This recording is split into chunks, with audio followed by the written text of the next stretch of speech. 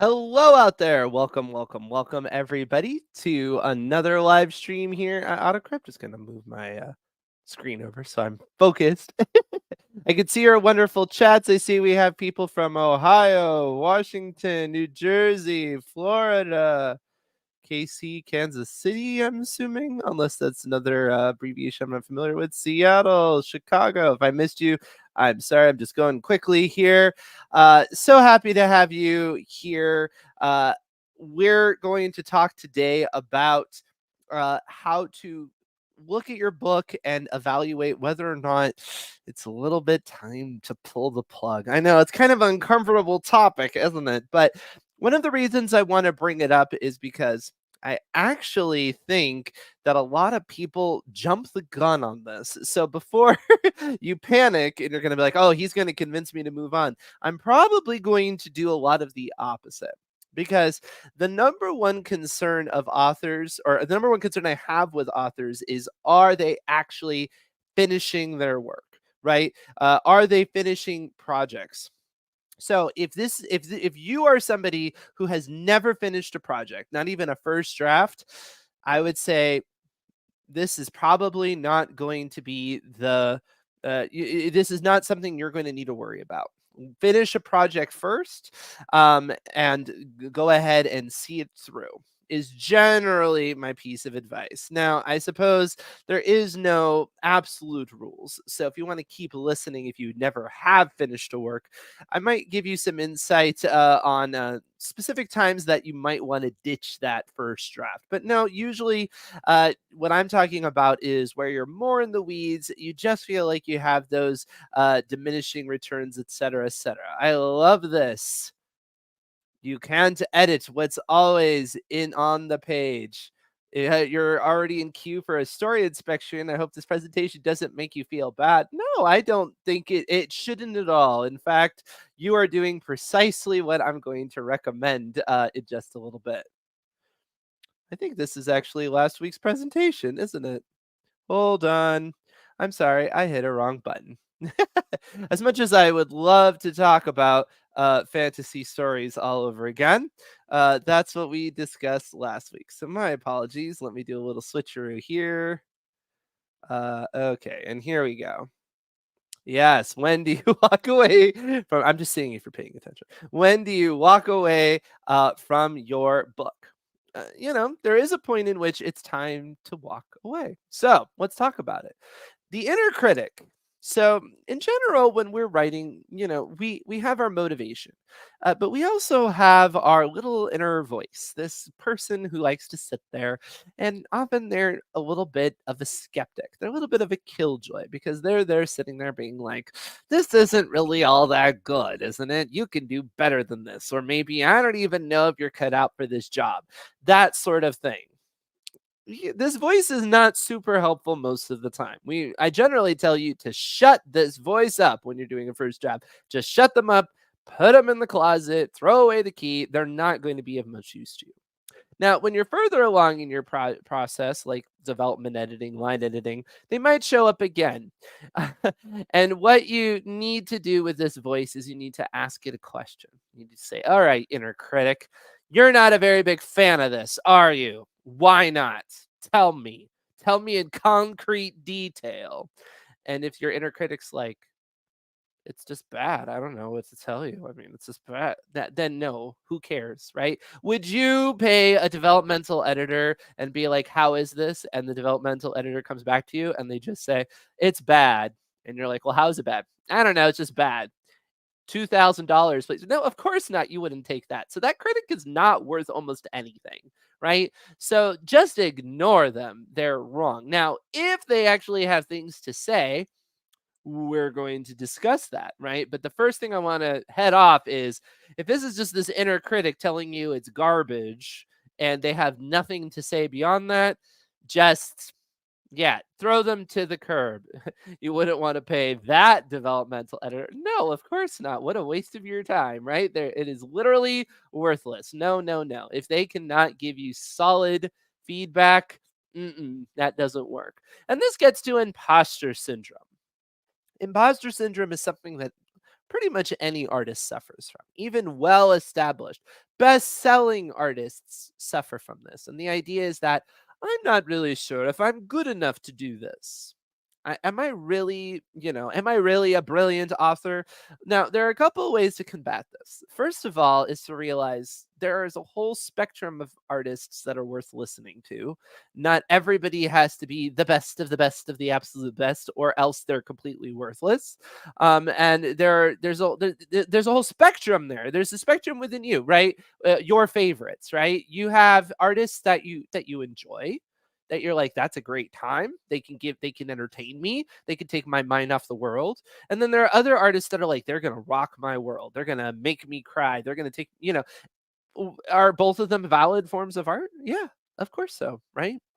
And so I think sometimes we set the bar for ourselves as, well, I'm not whatever, the best, whatever, fill in your favorite author here. I'm not that great.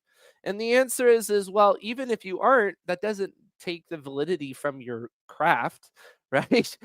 Because there are plenty of people that are, you could argue, not that excellent, or you could even argue, what makes them excellent or not. But they're not on that level, but yet they're totally worth listening to, and they have careers and they have fan bases and all of the things, right? So again, this is kind of like the inner critic. If your imposter syndrome is just you're not good enough, you need to ask yourself, well, why? Why am I not good enough? Why do I not think I'm good enough? And usually it's something like, well, nobody really likes you that much. And then you can ask yourself, well, what opportunity have I given them? Have I released 10, 15 books on Amazon? Have I even released one book on Amazon? Have I ever even because until you actually get anything out there, how do you even know? It's just complete nonsense, right? It's all speculation. You haven't put yourself out there. You haven't seen if you can sink or swim. And to be honest, you need to do it several times before you even find out. You're going to get better. And so it's okay, right? Stephen King said it's salami, but make sure it's good salami. Right? I mean, that's the thing. But I will give a little bit of pushback on that, right? As much as you can say, well, I don't write, 5-star or whatever Michelin rated steak, right? I do craft macaroni and cheese. There are plenty of people that prefer Kraft macaroni and cheese steak. So what does that even mean, right? What is great? What is excellent at that point? It all gets so subjective. And so don't go down that rabbit hole. If you have this inner voice that's telling you you're not good enough, you can't cut it out, tell them to shut up. They have no evidence. Again, you need to ask them for the proof. Proof. What's your proof there?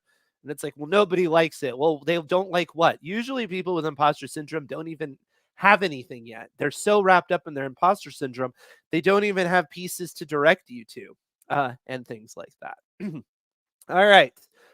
And this gets to don't avoid releasing into the wild. So I need to scroll back and find out who it was that talked about the story inspection. Stephanie, I think. Yeah. So glad you did that, right? Because that's what you do. How do we even have the data to know, am I good enough to write this story? What do I need to improve on? How am I, behind what I want to be at? Well, you got to release it. You got to get it out there. You got to get it to developmental editors like we have at AutoCrit. You've got to get it to beta readers like we have in the AutoCrit community, or instructors like me, or things like that. You've got to start getting your work out there.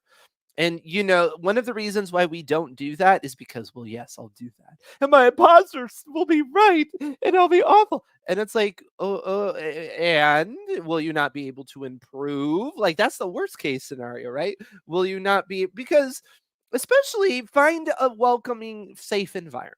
What we love about AutoCrit is that we are that environment for you to practice your swim. Your first time you swim, you're not going to be Michael Phelps across the pool. You might be floundering a little bit, but we're not going to be like, ha ha, look at you drowning. Of course not, right? We're going to be helpful. And this community is so supportive, right? So, yes, it does make sense. It is scary, right? So don't just release it into the wild necessarily without any protections around yourself or anything like that. I get it. The wild is a cruel and vicious place. Fair enough. But there are some places where you can practice, right? You can get it out there, and you can get your whatever you want to say, your sea legs or whatever, like before you quite jump into the deep end. I get it. But you know what? What if you did jump into the deep end? What if you said, you know what? I don't care. Whatever. I'm just going to put it out there. I'm going to put it out there on some, sharing website. Maybe I'm going to write a fan fiction. I'm just going to put it out there. Okay. Well, that's also how you grow and learn, right? It might be a little bit rougher because you might get a pretty strong response. Well, then what you do is you take that in and you're like, okay, what can I do about that? Right? What you don't need to do is be like, again, this is just proof positive that I'm never going to be anything. It's just where you're at right now. That's it. That's all it is. It's just where you're at right now. Okay. So, what are some other things you need to look for when you're asking yourself about ditching a project? You do want to look at personal interest. Remember, you took this up because you wanted to have fun. If you're getting to the point where every day you go to work on this project, you're like, it might be worth it to take at least a break. Like, you don't have to give it up forever, but you might be like, okay, I because if you're hating a project, and again, if you're not at the career level where everybody's clamoring for your next work, you have deadlines from your agency or whatever. This is not the time to like nail your, to force yourself into things that you cannot stand. No, don't do that. Go ahead, and give a little breather. Keep writing. Don't give that up. But this might be time to look at something else. Now, there's a danger in this. And the danger in this is that there are probably some of you, and I'm going to call you out right now, that have started like 80 billion projects. Like you've started a bunch of projects because you did lose personal interest. So don't allow yourself to do this and not fight back a little bit.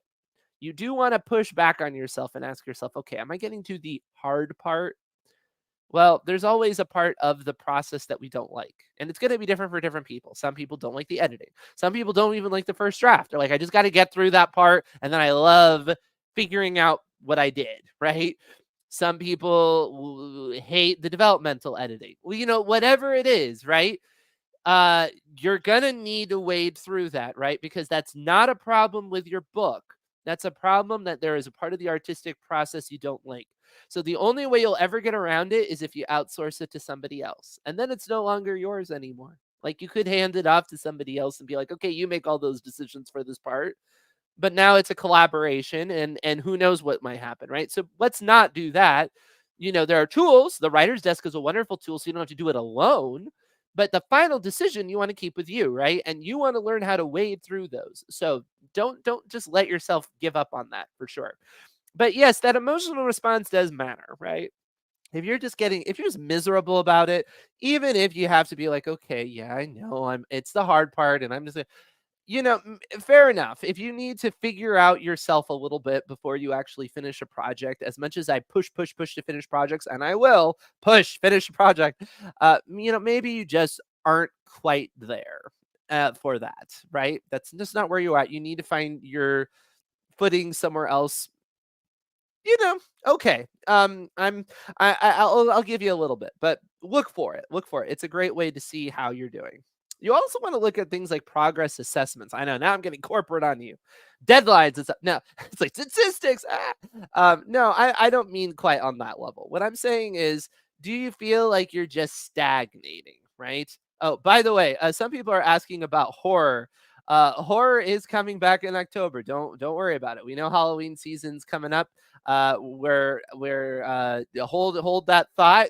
Like and subscribe to this channel. You're going to learn a lot about horror and some fantastic packages and nightmare fuel and all of that coming up. So no worries about that. All right, back to progress. I just saw that in the chat.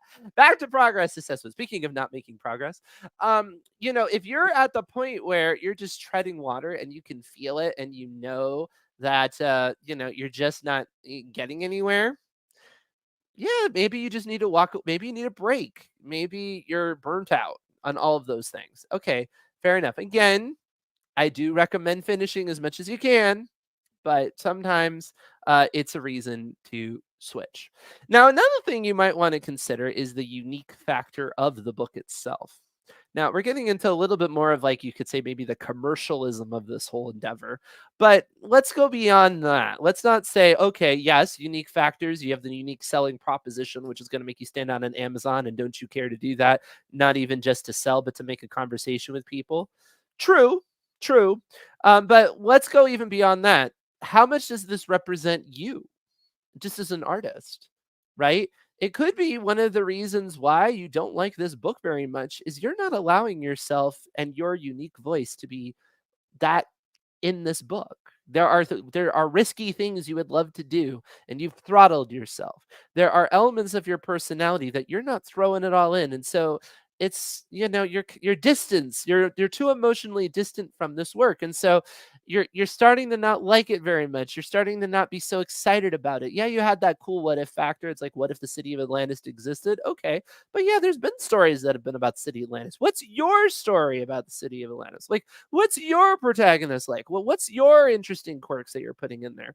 Are you really doing that? Or are you trying so hard to be like good, right? That you're forgetting to be you, right?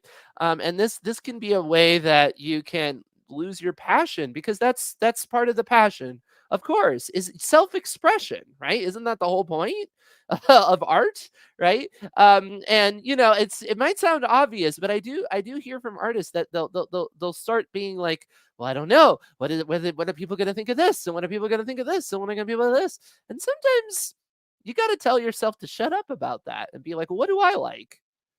Whatever. Who cares about the world? And to some degree, yeah, especially when you're a newer artist, who cares about the world? Do you really expect that your first book is going to be your artistic triumph of all time?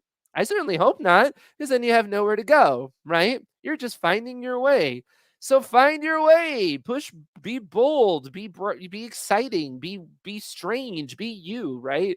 You'd be surprised how often it's these sort of things that actually cover a multitude of quote unquote sins, quote unquote mistakes, plot holes, world building issues, or things like that. I don't really, people are not going to care that much if you got that unique factor, if you got that unique voice, if you got that cool factor. It covers a lot, and this because you can point. I can guarantee you can think in your head of things where you're like, it just really clicked with me. I really loved the vibe of it or whatever. And if you actually like mechanically asked yourself something about the plot or something, you're like, yeah, I guess that didn't really make a lot of sense, but you didn't care. It was interesting and unique. Just an example I can think of off the top of my head is something like Guardians of the Galaxy, right? Guardians of the Galaxy, no offense, it's a pretty silly, dumb plot, right? Like it doesn't even make a lot of sense. If you even ask somebody to describe that plot in A, B, C, D, E, F happens, a lot of people wouldn't even be able to give a through line that's that coherent. But what they can tell you is all the unique factor.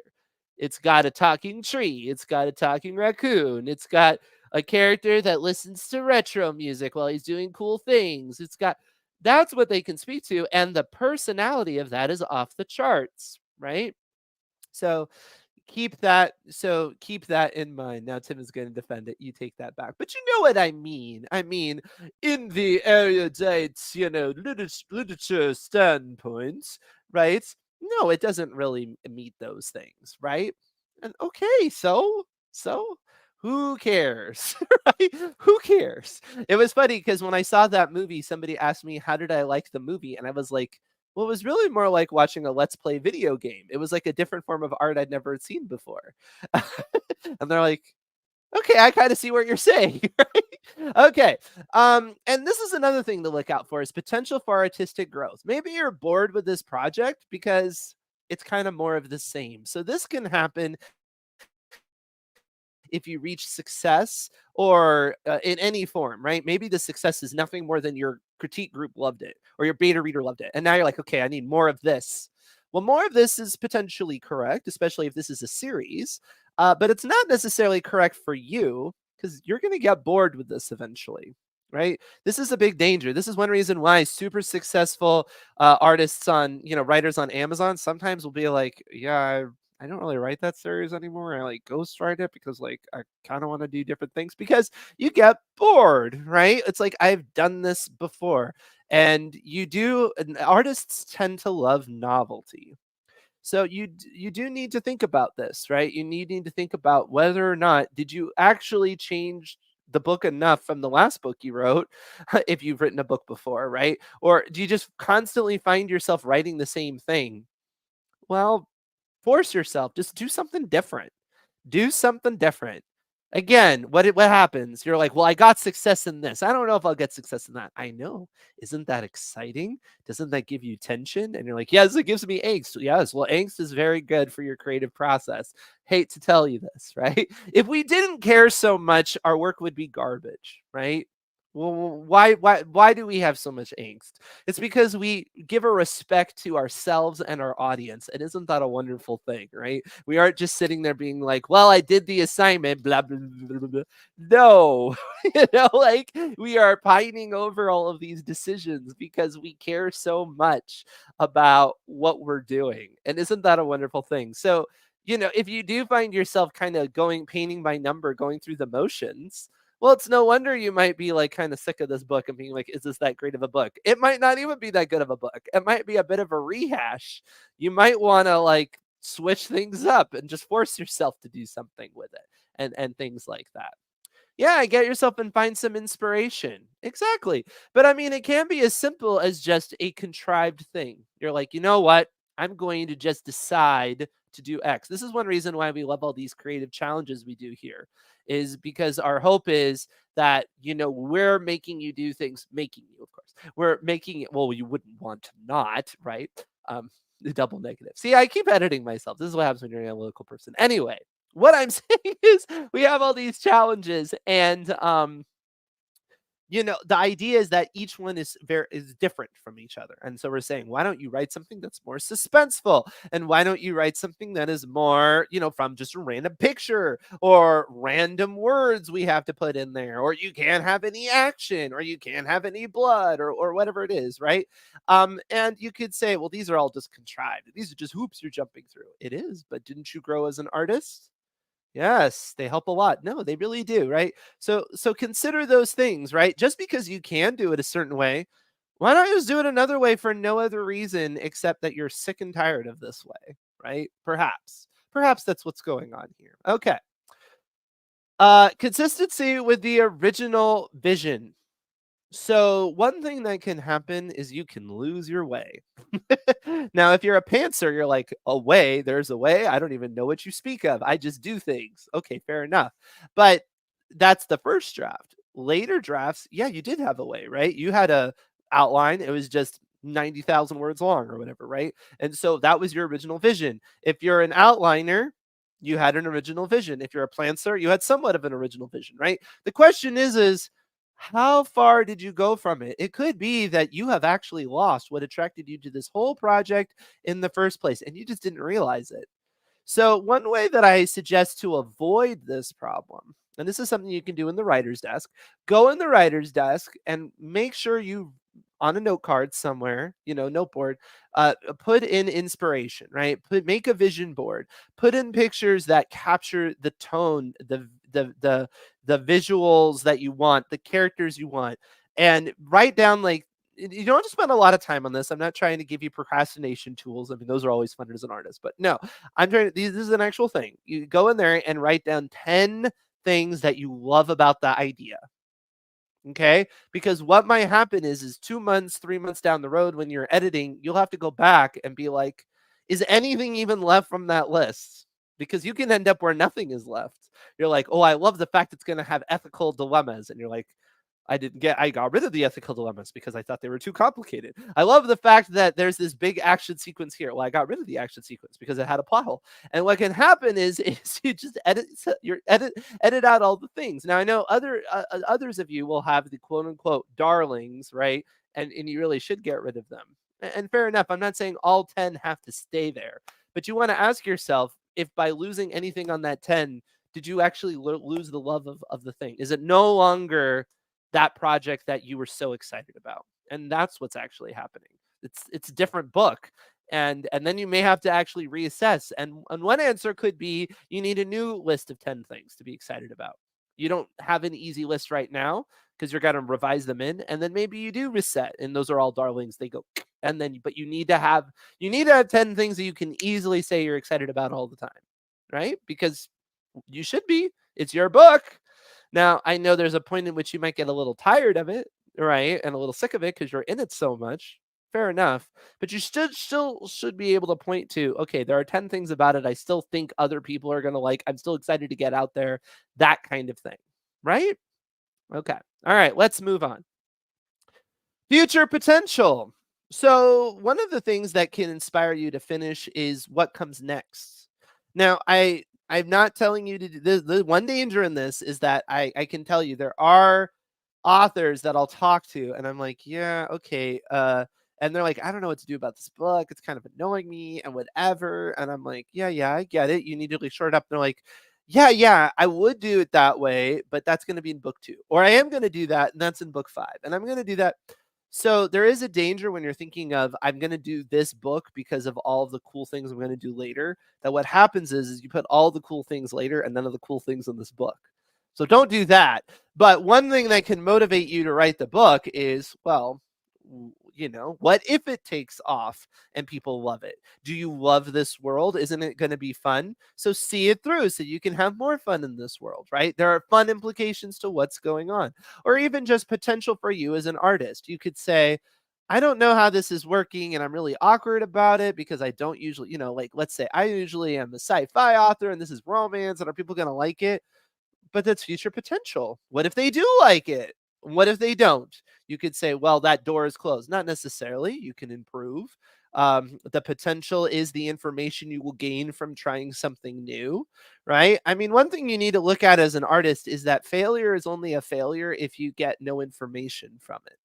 And a lot of times you can. Now, I know it's tricky because sometimes it's like I don't know what to do with it. Like they just hated it, and I have no idea why. Or it fizzled on Amazon and I don't know why. I get that. That can happen.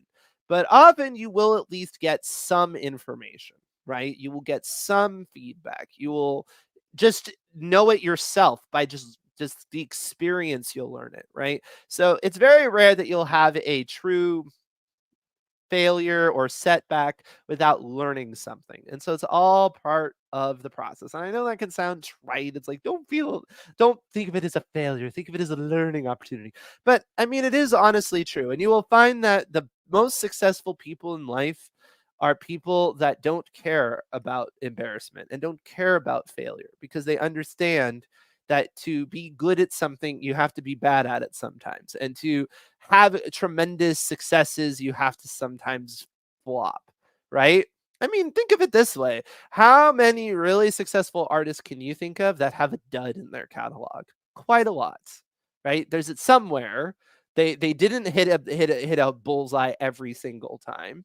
So, the future potential could be that this is your whatever. This is your haha. Wasn't it funny? I thought that was a good idea moment.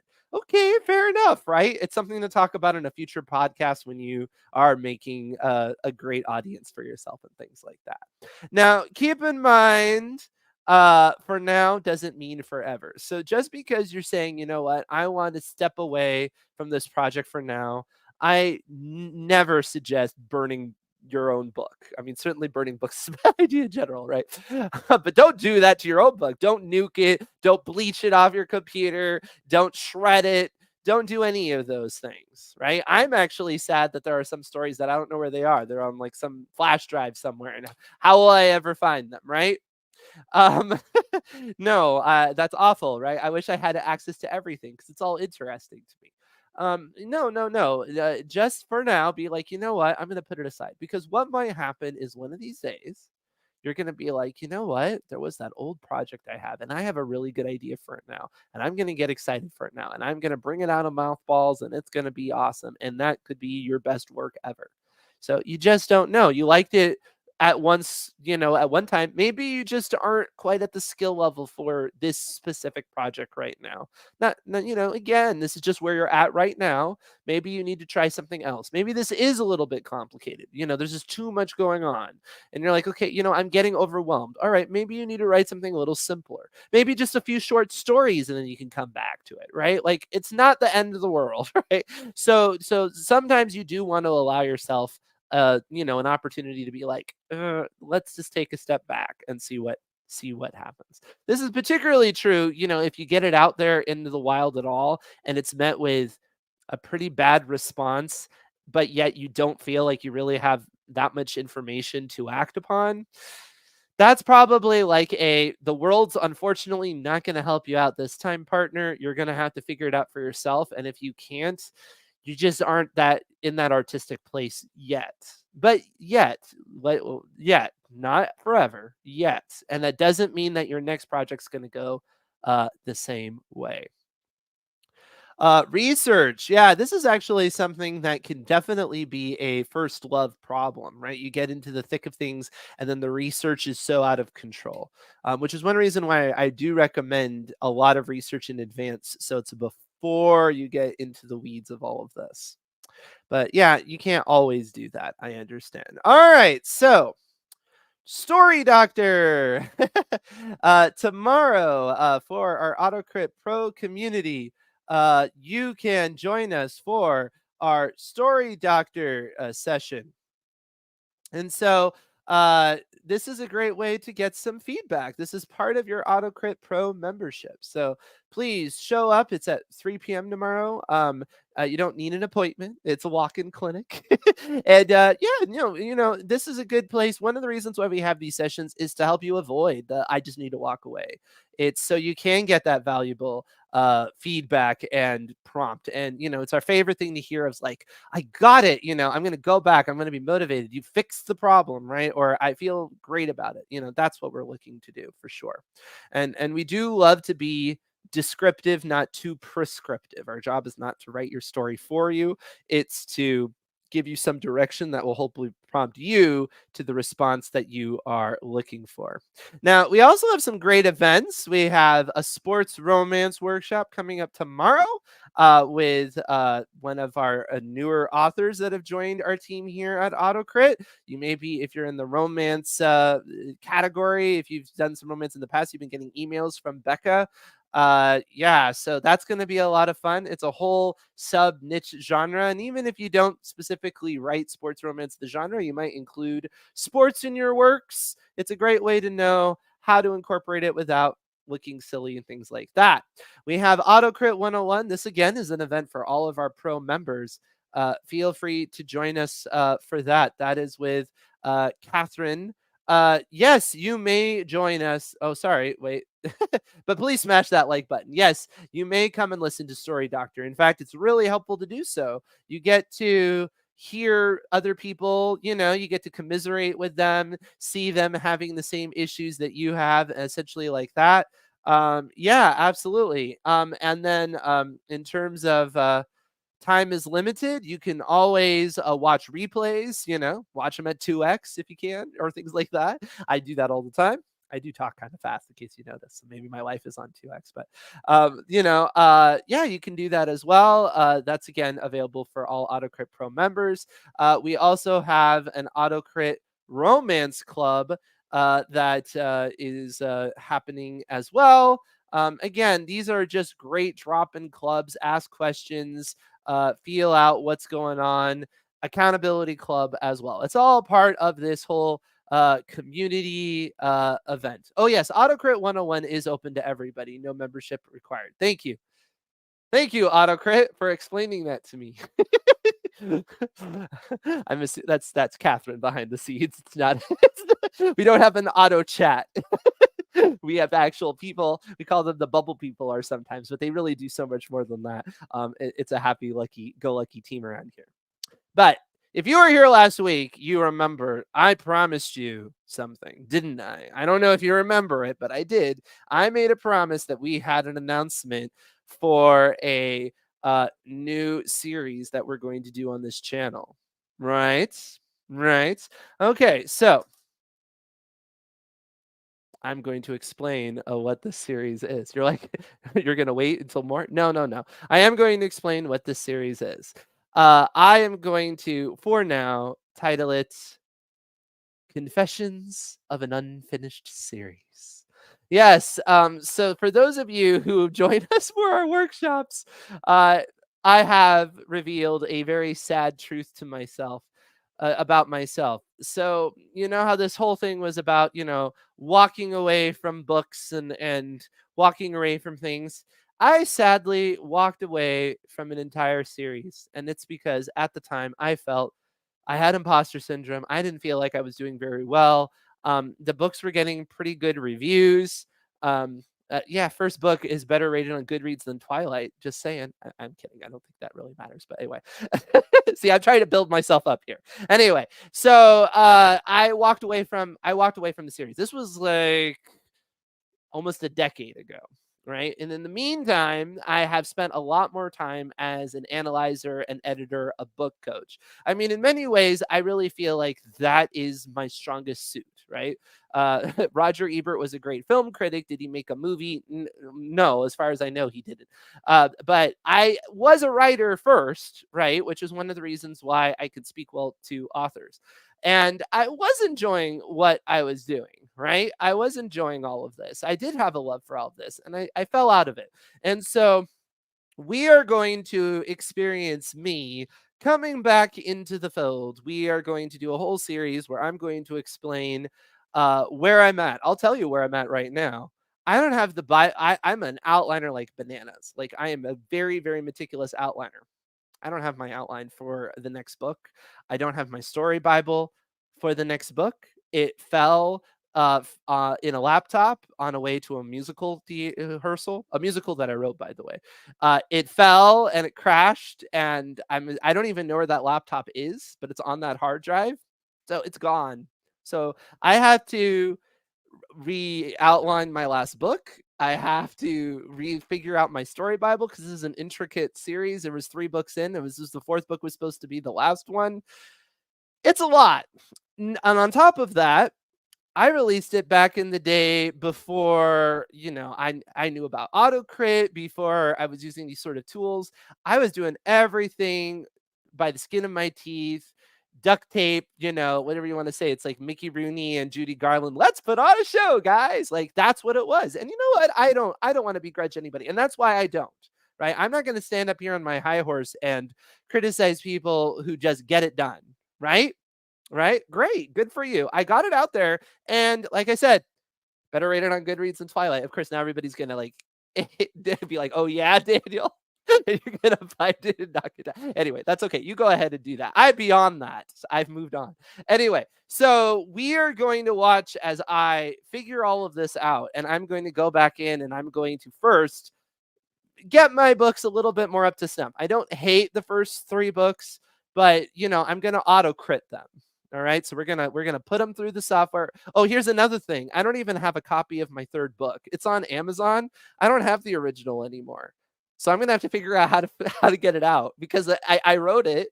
I'm not like I'm not like violating copyright. I wrote the book, so there's got to be a way to do it. So we're gonna figure out how to do that. Like this is gonna be fun, right? And that's the goal, right? I want this is gonna be raw. This is gonna be real. This is gonna be very myself. So I hope you enjoy this. We're gonna do this not as live streams because this is way too bananas to be a live stream. This is going to be. I gotta buy it. I did buy my own book. Thank you. I need data recovery. I need AutoCrit, right? Because AutoCrit would have saved all of this. All of this wouldn't have been a problem if I would have had AutoCrit, right? It's so great I have it now. So here we go. We're gonna go. So so what we're doing is we're gonna do that. And then yeah, you're gonna get to watch the whole process. I'm gonna film it in my fun and goofy way. I can't promise crazy costumes, but I can't promise I won't get into crazy costumes. Maybe I'll just be there in my pajamas. Like, I don't know. We're going to find out. Like, this is all an adventure. I've never even done a web series like this before. So I welcome you. Join me. I'm doing everything. I'm putting my money where my mouth was, right? I'm putting my time where my mouth was. I said, do all these crazy things. Put yourself out there. Be unique. Well, we're going to do all that. And we're going to find out how it goes, right? So it will not take over the live stream. So if you're like, this idea sounds boring, I couldn't care less about it, don't worry. You will continue off on your merry way with the typical things. However, watch for it to premiere on Fridays, right? So watch for it. We'll send a little reminder email when it shows up and things like that. And I'm sure it's going to be very, very entertaining. Now, I also will say that with this whole 4th book, people are like, oh, you should totally like write it. It's the writing season and things like that. I don't want to give too much away, but the actual writing of the fourth book is going to be tied into even more crazy things going on in AutoCrit. So, uh, don't worry. This is beautiful. All right, let me read this so I can cry. Your drop series is now serving a greater purpose, almost like it was original purpose. Like, wow, that's profound. Uh, yes, never going back. Oh, I'm never going back to laptops that I can drop in parking lots and lose my entire work. Anyway, so join me if you will. You'll need to like and subscribe because you're going to watch it premiere sometime on Friday. For those of you who are AutoCrit members, you'll get an email about it. We're going to have a lot of fun with this. I'm excited. I hope you're excited. I am liking that a lot of you are interested in this. I feel like it's just real life, right? This is just real life. This is who I am. And we're going to discover, how much I like old Daniel Self and all of this stuff. Do I even remember how I was going to end this complicated series? Sort of. so so it's going to be really interesting, right? There is a huge plot twist I've already seeded and I haven't paid off. So if you want to talk about the really exciting thing, I have something really exciting in the books lined up. That's a really great plot twist that's already there. So I know about that. Anyway, I will see you all eventually. And now here we go. This is like trapeze without a net. You get to enjoy Daniel wriggle off of a hook here. We're gonna have fun. So I'll see you on this channel. I'm looking forward to it. And for those of you, this is so nice. For those of you, make it 5. I did wonder whether or not it needed to be 5. I think it's still gonna be 4. Well, we'll see. If in the I am an outliner, right? And if in the outlining process I'm like, I need a 5th book, I will let it be a 5th book. I will let there be 5 books. Sure. I will do justice to the story. It's not like I'm married to 4, especially now that I don't even remember what the 4th book was gonna be about exactly. Anyway, anyway, I will see you all later. Oh, that's the votes for costumes. Okay, people want costumes. All right, noted. I like to do what the audience asks for. But I'll see all of you AutoCrit members in office hours just a little bit, and we can chit chat about anything you're specifically working on.